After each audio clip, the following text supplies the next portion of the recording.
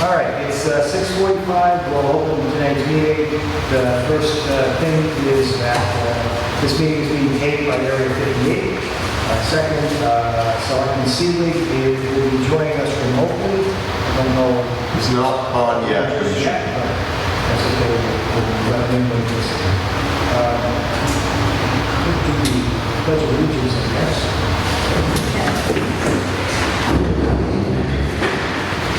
Allegiance to the flag of the United States of America and to the republic for which it stands, one nation, under God, indivisible, with liberty and justice for all.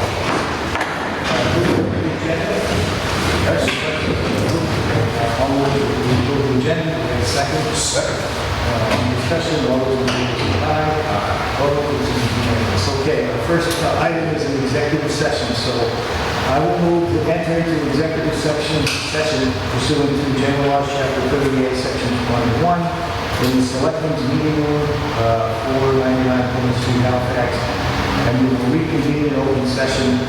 Our discussion will be following Chief and Deputy Chief of Police pursuant to General Laws, Chapter 38, Section 21A2, to conduct strategy sessions in preparation for negotiation with non-union personnel or to conduct collective bargaining sessions or contract negotiations with non-union personnel.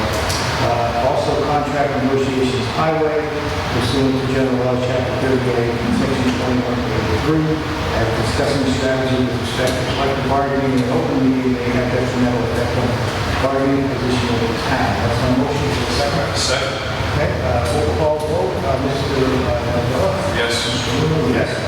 Passes unanimously. We will adjourn until about 6. Okay. We'll open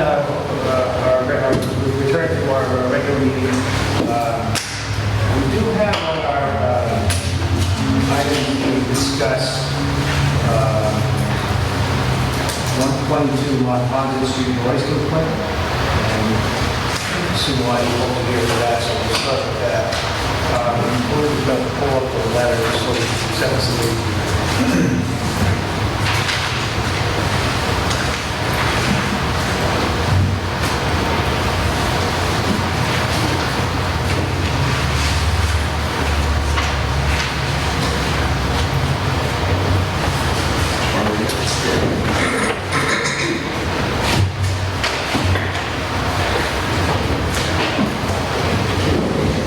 So, Mr. Castro, we sent a letter to Mr. Castro, and again, this is just so we have everyone knows what we're talking about, and I'll read the letter, just get it on the record. For approximately the last 6 months, the town of Halifax has continued to receive noise complaints that come as a result of large, unpermitted gatherings that you host at your 122 Monpont Street property. As you may recall, you appeared before the Halifax Board of Selectmen on March 14, 2023, to apply for a live entertainment permit for a baptism you were hosting on March 18, 2024. During that meeting, you were advised by the Board of Selectmen and the Chief of Police that all live entertainment events, bands, amplified music, etc., must have a permit issued by the Board of Selectmen. Additionally, the Chief of Police notified you that no alcohol sales should occur, there shall be no full bodyguards, and tickets for an event should not be up for sale nor advertised via social media. At the end of the discussion with the Board of Selectmen, you acknowledged these requirements and stated that you were now aware of the laws. Since that meeting, the Halifax Board of Selectmen and the Police Department have been made aware of several events that have taken place without the proper permitting and in direct violation of what you agreed to do at the March 14th meeting. Specifically, on May 20th and 27th, the police received several calls of noise complaints, and when responding, observed a party-like atmosphere with excessive music that could be heard from Monpont Street.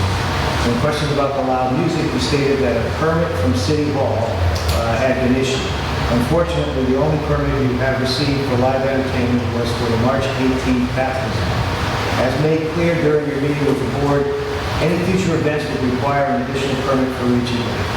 As a result of your inability to properly follow the rules and regulations of the town of Halifax, the Board of Selectmen is requesting your presence at the July 11, 2023 meeting at 6 p.m.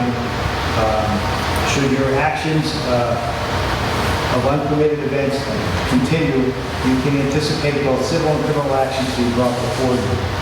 We look forward to discussing this matter with you in more detail after July 11th. So, do you want to address the board in response to the letter? Yeah, English. I need to sponsor. You don't speak English too well, okay? Do you have somebody who will speak for you? I don't know. Oh, no, she's my mom. Okay. Do you understand why you're here? No, I don't understand. I understand. You did also send a letter in Spanish. Yeah, did you get the letter that was sent in Spanish? No,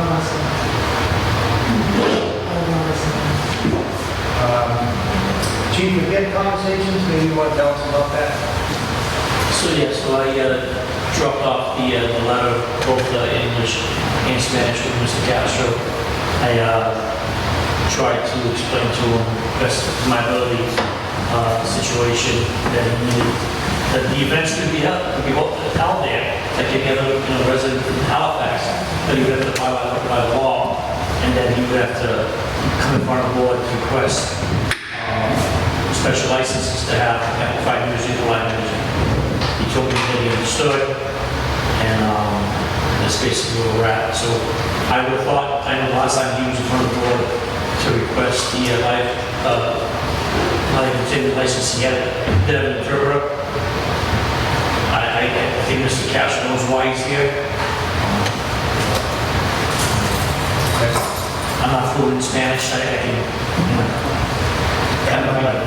get the point across somewhat, but it's, Do you speak both English and Spanish? Yeah, she speaks Spanish. I just speak English a little. No, I don't understand. How about, is this your wife? Or? Yeah, And does Mrs. Castro speak English? Do you speak English? Not at all. So you speak better English than she does. Is that what you're trying to tell us? no, I speak very more. You understand? You don't understand why you're here today? I don't understand very. I don't know this every. I understand very. How many of these parties do you have at your house? Maybe sometimes my family is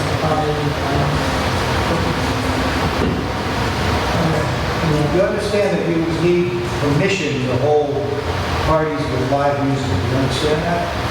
yeah, I understand. Sorry, no, I speak English. It's my English. Do you, how do you manage in general with the language? Do you have somebody that you rely on to interpret for you? Yeah, I'm responsible. Someone that you have is No, understanding? we know how person speak English.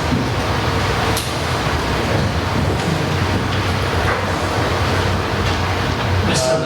Excuse me, do you have a copy of the letter that we submitted to him in Spanish? Maybe you can read it while he's here, maybe he can Yeah, I can print it. On the Spanish one? be more aware of what's going on. I assume you can read Spanish, is that true? Yes, You can read and write in Spanish?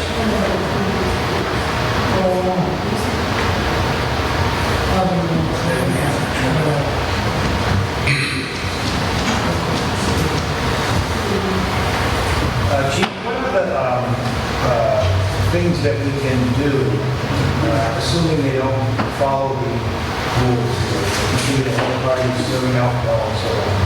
Well, I mean, it's alcohol involved, we can obviously use chapter 138, violation, but for something like that with a party, and we get called for disturbance, charge them criminally, send something on Sunday hearing, ask for a hearing, and go to district court for disturbing the peace. Just because Halifax doesn't have the hours of,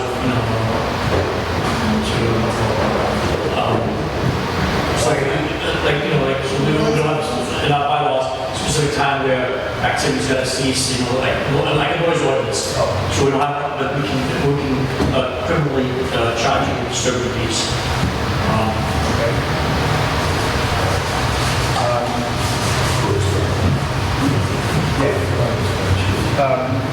While we look at, you folks mostly here for this, is that? Yes. Yes. Let me see everybody's issue. Okay. Did anybody want to address the board? I guess I will. So if you go over there to the microphone, and the reason for that is we're being recorded, part of our record, and just give us your identification. Thank you. My name is Eric Nelson. I live at 53 Palmer Mill. I live almost directly behind him. Mainly, I'm kind of representing most of the neighborhood, if not all the neighborhood. Typically, when the party's happening, I start getting phone calls if I can hear it, and then I kind of stepped up as the volunteer to try to be the voice for this. But if I get any statements wrong, please correct me. These parties have been going on since September. They have been happening. They're loud, going until 2 a.m. Early on, the parties were loud enough that I seriously thought people were directly in my backyard, not realizing they were over 500 feet away through the woods. As frequently, not as frequently, as recently as the baptism of the 318 party, I was outside raking my lawn, and the bass, even though they had a permit, the bass was so loud, I felt I was getting punched in the chest, repeatedly for hours. And even when asked to call, asked them to turn it down, they didn't. The police would show up, they'd turn it down for a few minutes, and then turn it back up again like a half hour later. I had gone over there twice and spoken to Mr. Castro to ask him to turn it down. And again, it was turned down for 15, 20 minutes, an hour at the most, turned back. It's loud enough where if I'm inside my house, if I'm in my house watching TV, we're able to hear it over the TV. My children tend to go to sleep around 8:30 at the time, earlier they're looking now, but the music is so loud they can't sleep. And it impacts us as a neighborhood, our peace and quiet, enjoying our backyard, and just our yards, even during the day, and they do their sound checks. There are some sound checks are on Fridays at 4:30. I'm on the phone with meetings, and my coworkers on the side of the phone could hear the bass through my phone. I'm able to watch my windows moving from any time or two. So that's like, we're not asking for total peace and quiet. We realize we're a neighborhood. We have Route 58 right behind us. Our baseline is generally the sound of a motorcycle going by at 45 miles an hour, about that loud, about that length of time. We're not arguing with like mowing the lawn or kids playing or the sounds of cheering or dogs or whatever. But it's this incessant bass that is the majority of them. Has there been any change since March? There have been, I didn't pull up my log, I know the chief during the last selectmen meeting listed all of them. There have been roughly estimated, I believe, 4 parties since then. The most recent one was the volleyball tournament on June 10th. And that one, I know he was advertising to go to 9 o'clock. I believe I called, and a few other residents called around 9:45 to 10 o'clock to ask to turn that. And I believe it ended relatively right after that. It was pretty tentative at that one. And I don't recall anything since then.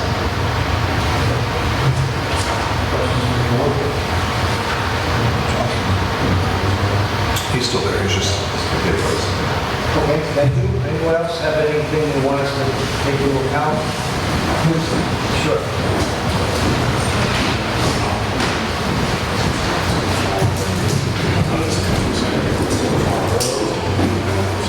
Hi, my name is Austin Martin. I live at 95 Palmer Mill Road. We live directly behind Mr. Costa also.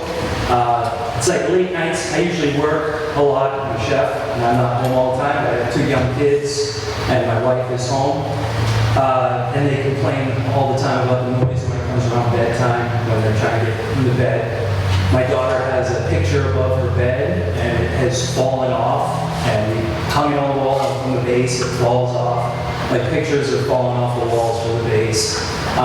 And it's just a little excessive in the late nights and having parties. That the bass, like I said, is so loud, it's shaking pictures off the walls at our house, and you can hear it, you know, in houses.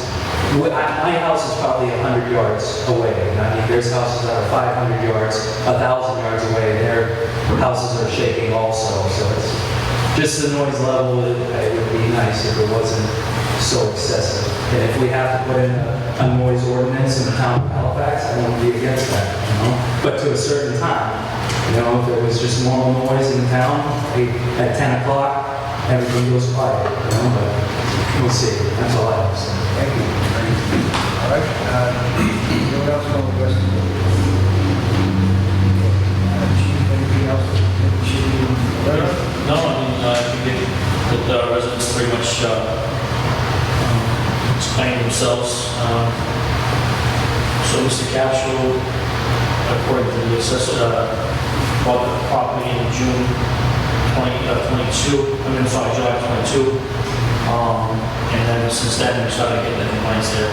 And then we've been addressing them, obviously, we're in front of the board. Both Sergeant Bennett and Sergeant Children were present at different times during these complaints. And they both testified that, that the noise was excessive. And then what happens is that the buildings, there's those metal buildings, there's a barn. And because of the base, it just vibrates, and it just obviously travels, sound travels. So, I think Mr. Castro was a little more cognizant of his neighbors and more respectful of his neighbors, and it'd be an issue because everybody wants to enjoy the warm weather, especially in the summertime. We can't have volleyball tournaments when we're advertising cash prizes. Without a proper permit. So that noise is amplified, amplified music is what I gather, which would require a permit. I observed amplified music and live music for numerous amount of people. And I think they do understand why we're there, because the music does get turned down when we're there. And when we do get called back there, the music is turned down. And you can hear it all around on the road. So, And just so culturally speaking, their music, so it's not like techno, and it's more like a monotone, a lot of bass on that music anyway, on the drums, so that creates even more. And then when you amplify it, obviously, just create more vibration. well, it's amplified music, and that's that permit, no matter what. So, it's operating without amplified music, it shouldn't be without a permit. The reason we got a permit is so that we can maintain some order of that problem.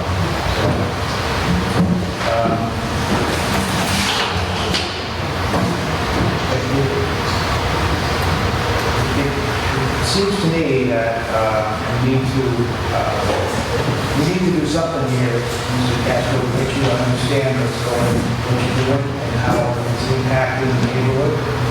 I don't know, understand that. I don't know, I think the sponsor, I don't know, understand that.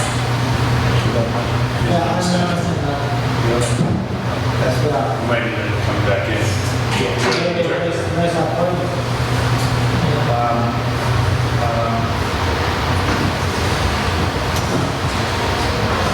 So we can interpret, we might have to come in the next meeting.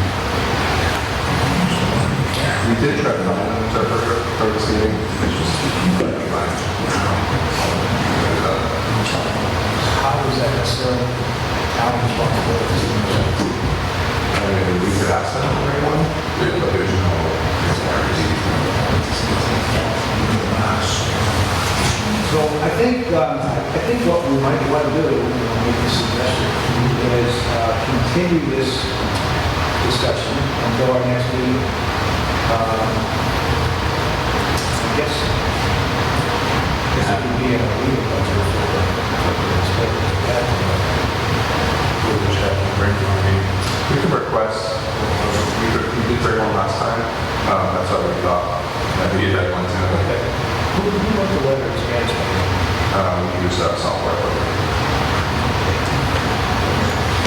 So, yes, sir. I just have a continuation question. Even though he would pull a permit and be allowed to have the loud music, but that doesn't stop our complaint of the base. Does that, if they pull the permit and have loud music, does that just give them like a blank check to be as loud as they want, like during the period of the permit?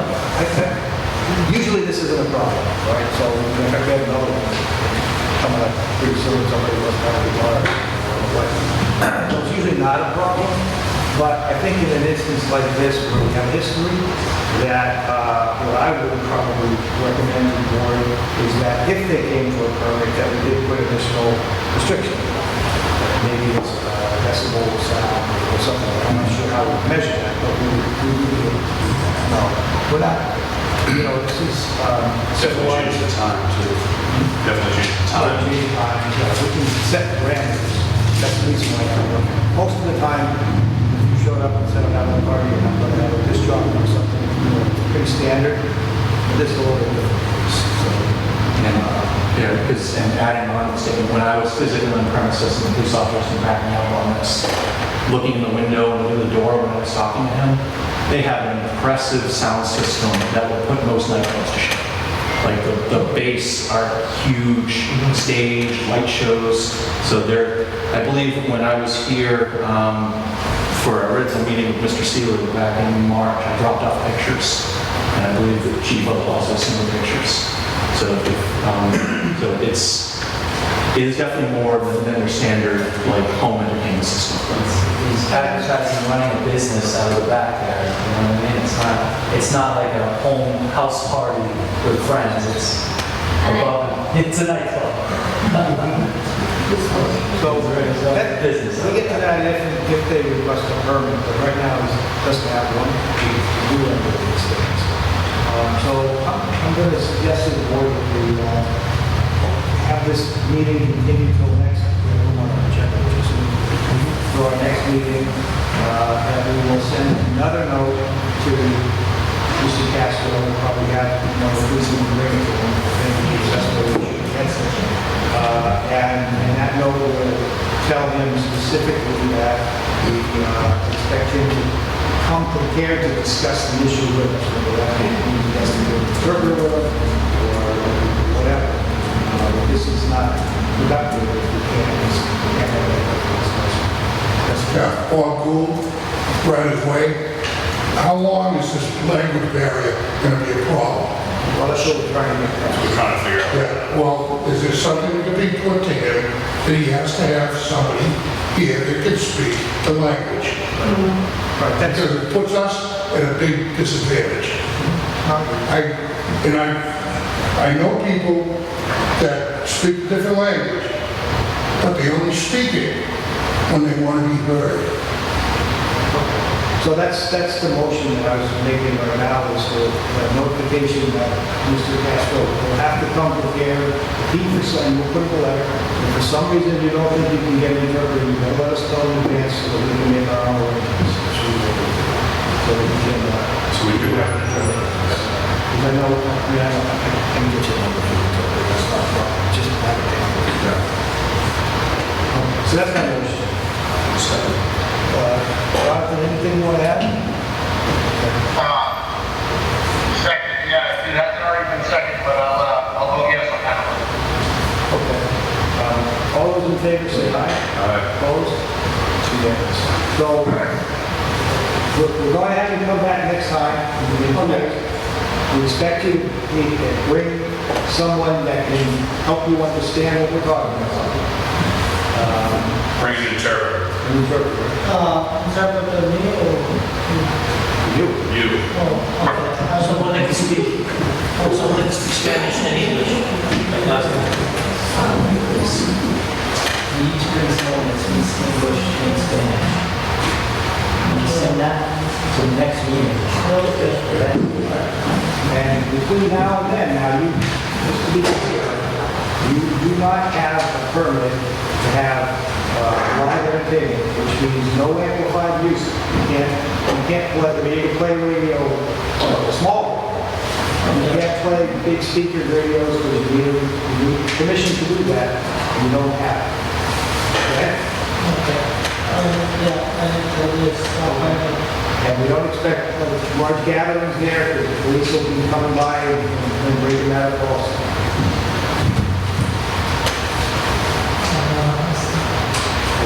okay. There's no problem, that's days. It's the day. It's the day. It is, July 25th. July 25th. We'll send you a letter, another letter. we'll get away. We'll send you one of those. I'll bring you mine. That's awesome. Chief, the police will be bringing fire. All right, so we want to thank everyone for coming. Sometimes we 6 o'clock. Sometimes we run into these problems. Sometimes it's with amplified music, sometimes it's with fences, sometimes with laws. Typically, it's a little problem, and we're going to try to resolve it. It's pretty good. We hear the complaints, and we'll move on. So thank you, Chief, and the lieutenant, and the rest of the patrol officers for coming. All right. We can go on into our regular agenda. You're all welcome to stay if you like. Thank you, Board.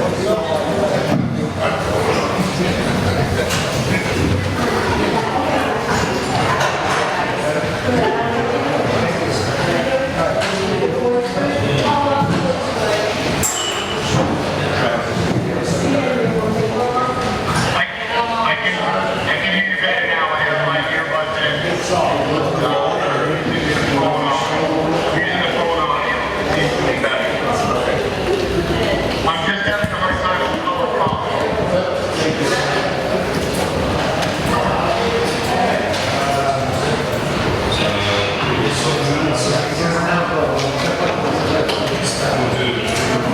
Selectmen's regular session, June 13, 2023. Executive session, June 11, 2021. I'll second. Here's any discussion. All those in favor say aye. Opposed? Unanimous. Move to confirm approval of the following warrants commitments. Payroll warrant number 122, $281,167.91. Vendor warrant number 123 for $215,323.75. Vendor warrant number 1 for $16,701.75. Payroll warrant number 2 for $33,562.27. Bullet warrant number 3 for $103,407.46. Ambulance commitment from 6/19/2023 to 6/25/2023. $37,062.37. Second. Second. Any discussion? All those in favor say aye. Opposed? It's unanimous. And then move to affirm approval of phone supplement bills. Serve Pro, $10,649.29. Form Design Incorporated, $7,650.18. Second. Can I just get a clarification on the $10,000 for ServPro? Do we know what that was for? Frozen pipes.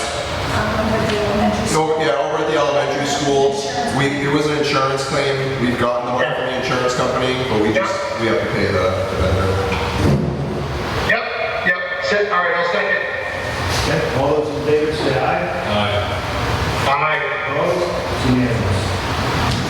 Move to approve the following warrants commitments. Vendor warrant number 124 for $110,778.48. School warrant number 125 for $424,420.74. Vendor warrant number 4 for $1,446,806.97. Mobile home park fee number 7 for $5,148. Second. Second. Thank you, Manager, for signing those. Yeah, you're welcome. Any discussion? Shouldn't help you last week. All those in favor say aye. Aye. Opposed? It's unanimous. Move to approve the paying of phone selectmen bills. The town of Halifax, $58,540.06. RELX and Incorporated doing business as Lester at Nexus for $78. Brooks and Durandis for $3,360. Howard and Sullivan LLC for $22,500. Reimbursed for mileage for $73.36. W. Mason for $62.69. John F. Dolan Esquire for $558. Brooks and Durandis for $7,720. William August Esquire for $500. Federal Insurance Company Chubb for $41,877. CNA Direct Bill for $1,125. BMI for $391. That's it. Second. Any discussion? All those in favor say aye. Aye. Opposed? It's unanimous. I think I'll move right on into our discussions to recognition of patrol police officers for quick CPR response. Chief, do you want to start this? So not in the spot. Of course. Crazy. Information. So the officers responded Hickory, 7 Hickory, on a female that was unresponsive, needed some medical attention. Sergeant Sterling, Officer Simpson, and Officer Schleif responded, and through the quick thinking and quick action, they began CPR, and it was a save. The woman was recovered. So I sent a letter to the board, have acknowledged the officers' quick action in response to this life-saving incident. I apologize, I had the write-up that I gave you guys. So. Officer Schleif, do you have something you want to add? Yes, I just wanted to let you, board know that I was the third person on the scene, so I only just helped out with the minor things. The credit goes to these Sergeant Sterling and Officer Simpson. They're the ones that did all the life saving. They're the first ones on the scene. I just helped provide assistance, and then because of that, we had another call, so I took that call. I just wanted the board to let you know that these two deserve the credit. That's all. Thank you. Thank you for that. Appreciate it. I will move that the selectmen write letters of commendation to... Oh, we did? Okay, cool. We appreciate you guys. Fantastic Great work. job. Everybody is thrilled to see good things happen when the policemen are involved. Sometimes it doesn't work out that way, so you guys are a real credit to our town, real credit to your profession, and we appreciate the work that you do. It's fantastic. Proud of you guys, great work. I'd just like to recognize the family as well. I was first on scene. They started compressions prior to me getting there. They were kept calm in a terrible situation, so I think they should be acknowledged as well. Well, it's also nice, Chief, to see that your officers are very humble. They are not saying that, really, I'm just doing my job. Yeah, they're very cool, very cool, and very professional. That's a real credit to your department. Thank you. So we appreciate it. I can give them a round of applause.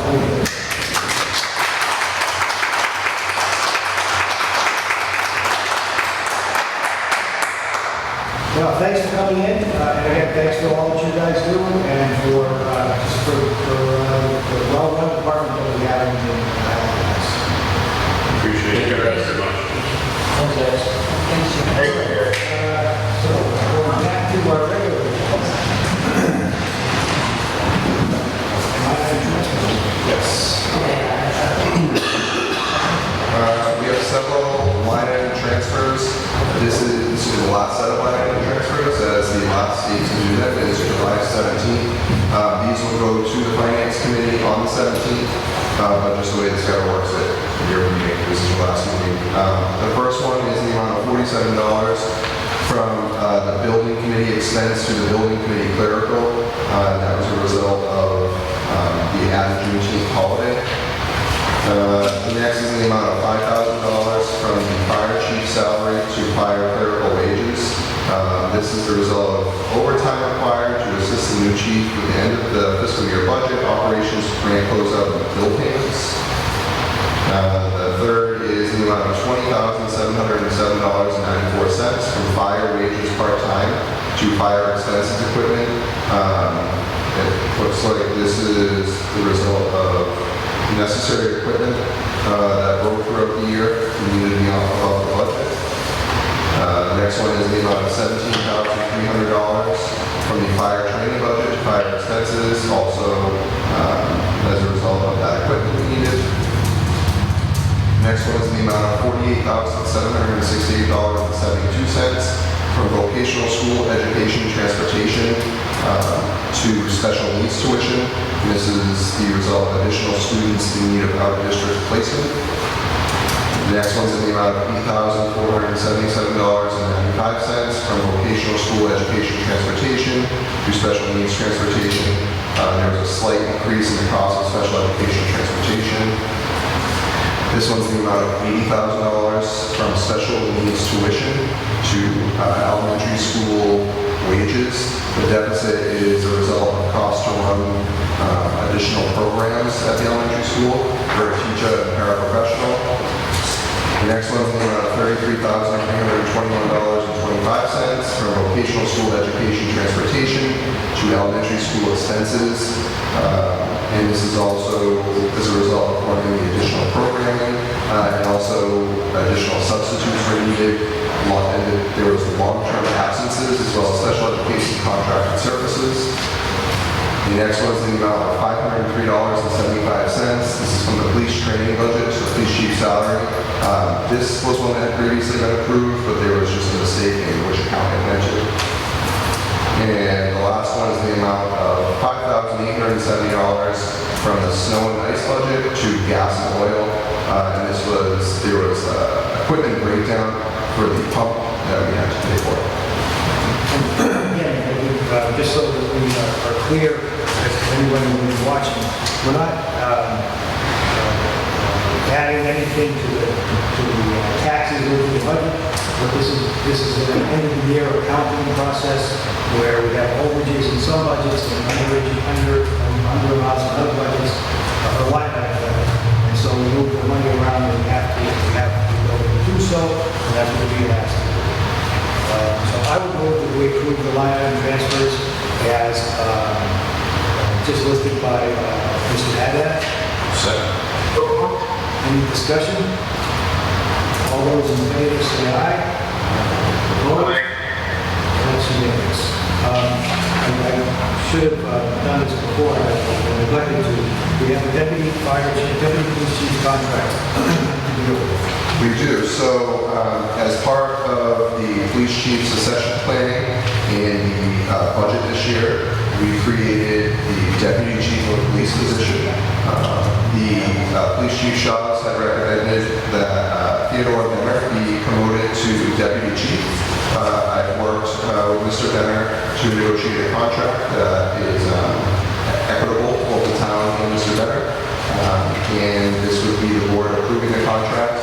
We would hope to do a night to honor Mr. Benner and then a new sergeant that will be filling his place. We hope to probably have that at your first August meeting.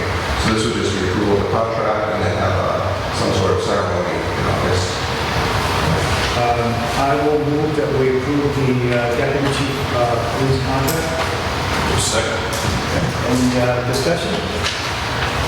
I'm thrilled. Great guy and a great policeman, so excited that this is happening.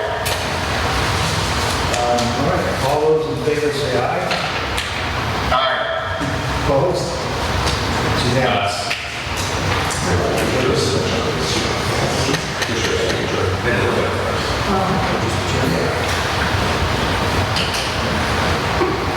Congratulations. Thank you. And now to the top. Everyone, watch your head here. Great weekend. So that we have to go somewhere else for like your license and stuff? Yes. Absolutely. Chief's going on vacation tomorrow, huh? Yeah. No, that's next week. Next week, that's a fact. Is this official now that he's a lieutenant, now sergeant anymore? Deputy Chief. Deputy Chief, sorry, he's a deputy chief. Yes, it's official now that you signed it, yes. Promotion is what? I'm sorry. Thank you. Right, so yeah, so well, he's gonna get sworn in tomorrow. Yes, yeah. It's really something. Chief, good work. Thank you. Congratulations. No, thank you for helping out.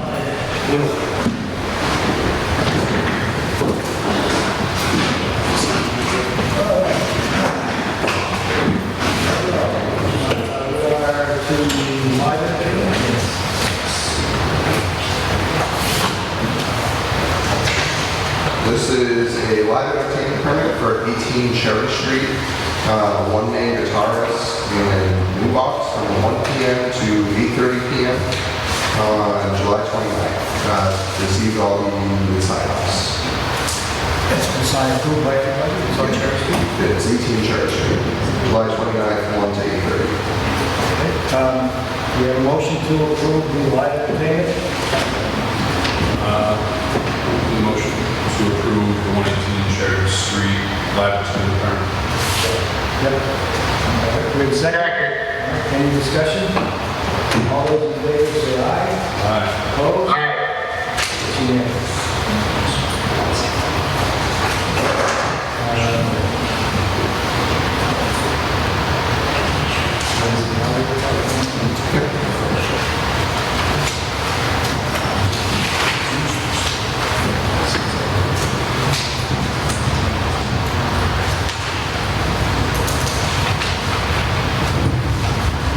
At the last meeting, we approved several memorandums of agreements with our unions. The only outstanding contract was the highway unit. They have signed and agreed to the memorandum. So this would just be the board formally voting to approve it. It's for the agreement July 1st, 2023 through June 30th, 2026. Need a motion to approve? Yes. Motion to approve the contract for highway department. Do you have a second? Second. Any discussion? All those in favor say aye. Aye. Opposed? It's unanimous. Two copies, so that first station. So this is the last one of our labor contracts. Yes, so that settles all of our union contracts. Congratulate our town administrator, Mr. Haddad, who really took the labor reward on all of these negotiations. And wonderful job. I appreciate it. It was a team effort. All of our department heads were integral, so it was very good. Very nice work with all the unions. Cody, you can say it was a team effort, but we know who was driving the bus. Thank you. Thank you. Okay.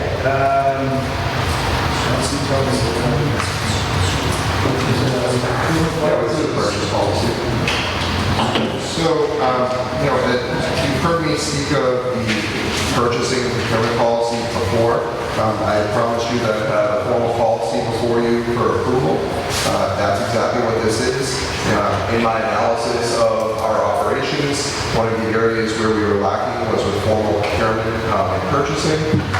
There was no set policy in place. The state is very specific in our procurement policies, and we must follow it as a Massachusetts municipality. This just formalizes those policies. So this puts into effect several different criteria for purchasing. The first is $0 to $2,499. And in that case, you follow sound business practices. There's no change there. You submit the invoice to the accounting office for payment once you receive the service or the goods. For purchases $2,500 to $9,999, you follow sound business practices, but you now need to fill out a purchase order, which I've attached a copy of what a purchase order looks like. It's very straightforward. They basically ask for the vendor information, who's ordering it, and what you're ordering, the account you'll order from. There's also a hope there that we'll try to reduce some of these line item transfers at the end of the year as we stick within our budgets because they're a little bit more oversight. And then it requires the signature of the department head, and I serve as the town's chief procurement officer. So come to me, I will review it to make sure it's compliant with procurement, and I would sign it, and then they can move forward with whatever goods or services. The key here is with any purchase order, they have to now submit this with the invoice for it to get paid out of the accounting office. If this is not submitted with the invoice, the accounting office will reject it and will not make payment. This is part of the policy now.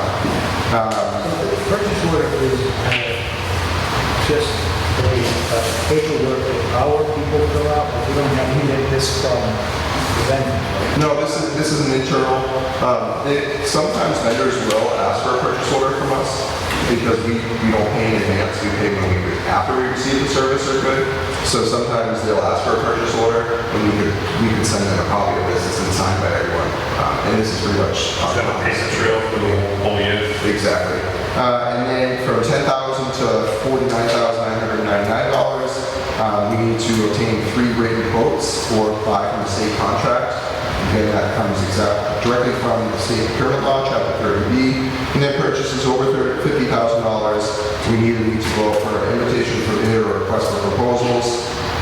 And then there's always going to be emergency circumstances. If there's an emergency purchase over $10,000, you just want to get that documentation in as quickly as you can, and then fill out the purchase order. And then for emergency procurements, we have to fill out a form with the city that we'll work on with the department. There are few and far between the emergency purchases over that amount. But you don't have, there's no procurement call with under the 10,000. They would fill out the purchase order, and I would just sign it, whenever they can get it sent to us. So I would request that this go into effect next Monday. All the department heads are aware of this, staff are aware of this. It's really just making us compliant with state law. We have a motion to approve the purchase order policy. I'll make a motion to approve the purchasing procurement policy. We have a second? Second. Any discussion? All those in favor say aye. Aye. Any way we could do this, like, just say paper, not like that's a lot? It's So it's all. an online form. Okay. Yeah, it's an online form. So you get, then you electronic signature and stuff like that? Yep, they can do it all online. We'll send it out to them. We'll post it on the website. We are implementing a new financial system, which I think I had mentioned. The plan is to have it in the financial system once once we've implemented that system. This is just more of a temporary solution, so we're at least in compliance with the law. Signature. John, question. Frank Johnston, Elm Street. Cody, regarding the emergency of $10,000, and sometimes, based on my previous experience at work, we would exceed those numbers because of an unknown situation, and $10,000 would be a vendor in motion. How does that work here? Do we go, if we know it's going to be above 10,000, are we asking that particular vendor to give us a quote of the additional work that's going to need to be taking place, so we have a dollar value, particularly if it involves insurance? Or do we go out for procurement for 3 vendors since we're above the $10,000 and we've got a temporary fix on the situation, so it's back up, somewhat operational? How does that work? Yeah, so the law allows us to do whatever measures are needed in the emergency. So, to stop the bleeding, right? So if you have a pipe break at the school, you can call in a vendor, an emergency service to take care of, stop the pipe from leaking, clean up anything that needs to be immediately cleaned up. And then if it's going to cost more than $10,000, our estimate, if we have the time, we'll go through a procurement. In most cases, if it's 10 to 50,000, it's pretty easy to get 3 proposals, or it's easier. When it's over 50,000, you have to go through a competitive bid process. That's when it becomes quite time consuming. You're talking several months. So really, it's just whatever needs to be done immediately, you do it, and then we evaluate the situation based on the estimated cost and how quickly it needs to be done. And then anytime we go over that $10,000 threshold and aren't able to follow the procurement, we have to file to the state Inspector General's office and provide documentation as to why it was an emergency situation. Yeah, because where do we draw the line when it's no longer an emergency, we're not paying emergency rates? Most vendors that are in the 24-hour business have 2 sets of rate schedules, rate material. One for emergency services and one for scheduled services. Who draws that line? Does the town draw that line, or do we go based on what the supplier says the emergency's over? Oh, the town, our departments would know where that line is and what needs to be done on an emergency basis, and we figure out where that line is. Myself and the departments would work together to figure that out. Yeah, I just want to make sure that suppliers aren't operating 4 or 5 days past post-emergency on emergency rates too fast. Yeah, no. Okay. I mean, that process doesn't change to like it is now, or has been in the past. We have to do, in certain circumstances, whatever has to be done, and then we fall procurement. Especially in water loss type situations. Right. Where you have a water extraction through, whether it's surf trouble, any of those interstates come in, how they bill for their equipment, that's less to with equipment fans and dehumidifiers and water extraction units, things like that. Those things get fairly pricey relatively quick. Yeah, it all depends on the situation, so I can't give you a definitive answer. There's so many factors that go into it. If it's a matter of a school building, right, where this happens to, and we have to get the school open the next day, well, then that's going to be treated different than if it happens at the Halifax Museum, where we have the times on our side, we still want to get it done, but there isn't an urgent need to get children in the next day, so it really varies on the situation. Thank you. Okay, I don't think we took a vote, so any other discussion on the purchasing and procurement policies? We voted. No, we voted no. Okay. You don't favor? It was.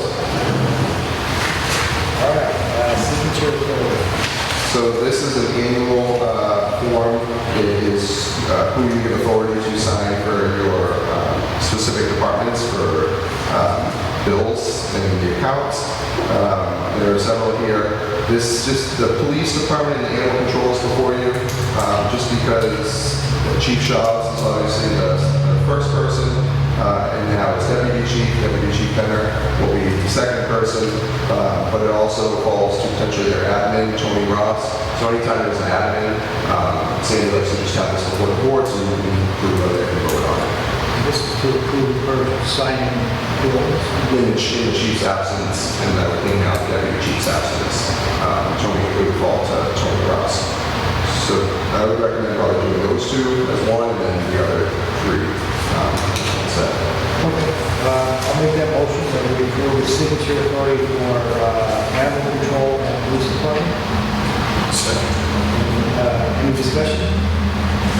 All those in favor say aye. Aye. Opposed? It's unanimous. The next are the Board of Selectmen office machines, and the town administrator. This is, again, to sign payroll for these departments. I'm not sure what's typically been done in the past. Most departments or committees, the department head signs off on it. You historically have signed the payroll for Pam and Irma, which, so I mean, it's your discretion. Probably makes more sense to have me sign off on it, as I'm in the office daily, but it's your decision. I would say so. I don't see it as look at the town administrator handle that role. The absence of the town administrator, but we have also. And you would still have to approve the warrants, and that would change that. So I still do this. We've looked at it. Unfortunately, the state law, for all of your bills and payroll, you're allowed to delegate that authority to the town administrator, but for the warrants, selectmen still have to approve the warrants. Yeah, just in case you're sick or not, we can step in. Yeah, so I understand that. Sounds good. So you would vote to have the town administrator sign off on payroll for office machines, the selectman office, and the town administrator department. I'll make that motion. You have a second? I'll second. You can go ahead, you guys just sign. Any discussion? All those in favor say aye. Aye. Opposed?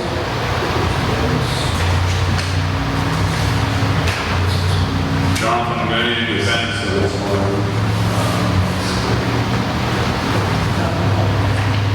So this will be the U37 here, and that will fill down here.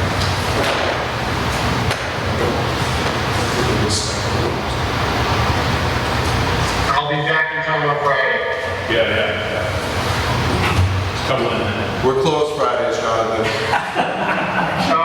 that new schedule going into effect already? That's right, everyone was here until 6:30. Except for Jonathan. That's all the signature. Yeah. Updates? That's all. Yes, NTA action plan.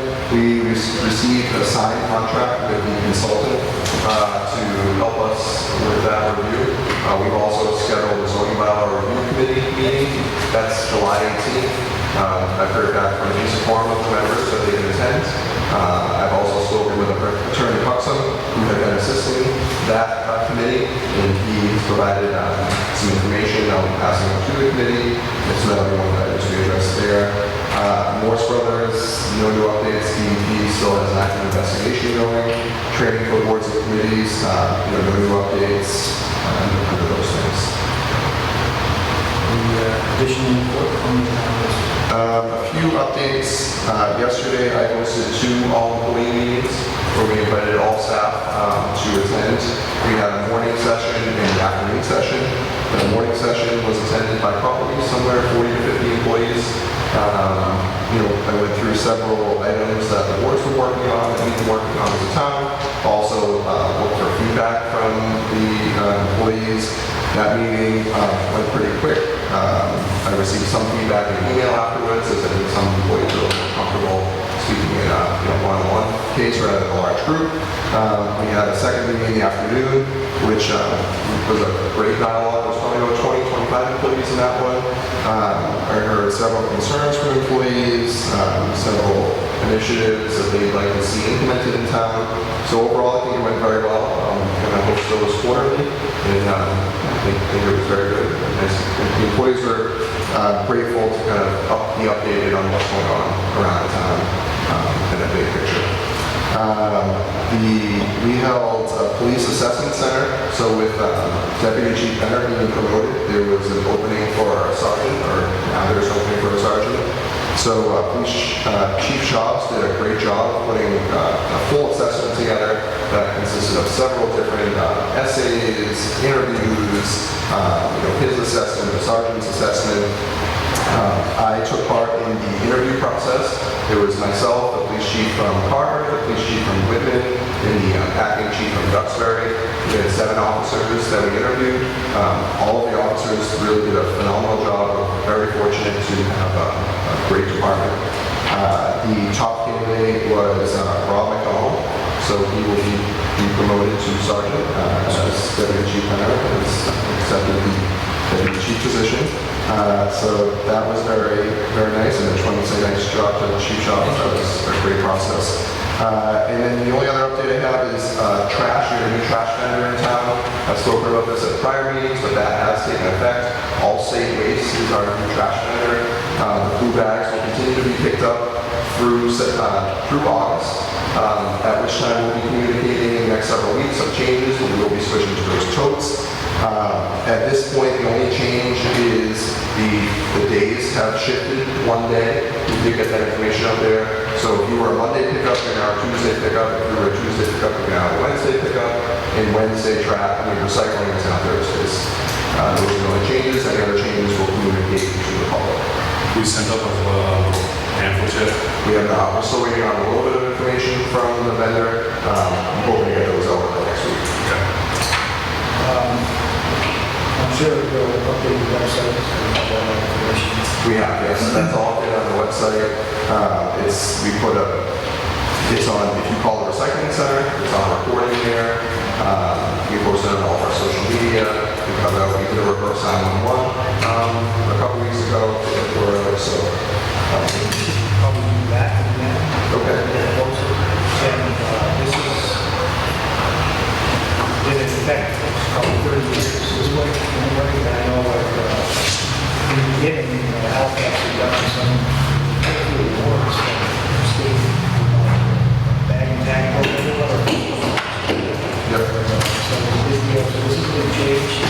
It's good bad, but this is going to change. developments, we'll post it. We're sending out the cards to all the residents in town. And once we have the program nailed down, we'll do another percent. I have one question, John, regarding that contract. Tony, have they come, Frank Johnston, Elm Street, have you finalized a cost to the resident yet on that program? We're estimating about $400 per household. That'll include trash and recycling. So that includes both? It does. Yeah, It'll be an 400. opt-in program. That's our estimate at this point. I would say it's probably variable $10 either way, just because it does depend on what we get for residents to sign up. If we have more residents sign up, it makes it a little bit cheaper for the program.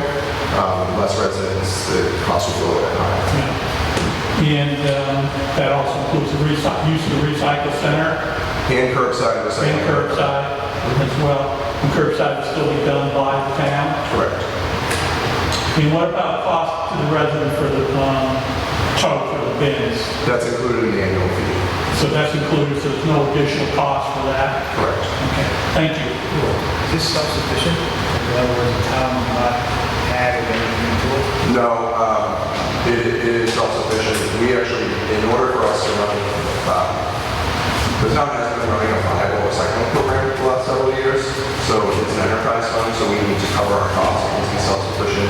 And then we also need to make a little bit more to cover, new trucks, repairs, so on and so forth. We haven't been doing that lately. So by adjusting the fee, the plan is to be self-sufficient and also build a little bit of retained earnings. So in the case of having to fix the recycling truck or buy a new truck, in the future, we're able to do that. But the plan is no subsidy by the general fund of the town. Okay, anything else to come before the board? All right, then we will take that motion to adjourn. Motion to adjourn. Okay, we have a second. Any discussion? All those in favor say aye. Unanimous. Thank you all for coming. Thank you, guys. Thanks, Jonathan. Thanks, guys.